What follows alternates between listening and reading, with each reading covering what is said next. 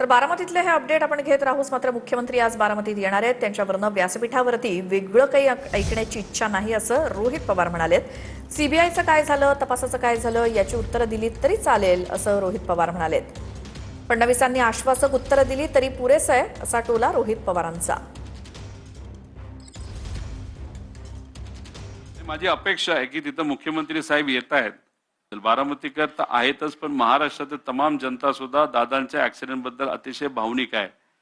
त्यामुळे त्या व्यासपीठावर तिथं लोकांचं वेगळं काय ऐकण्याची इच्छा नाहीये. तुम्ही वेगळी भाषणं कुठलीच करू नका.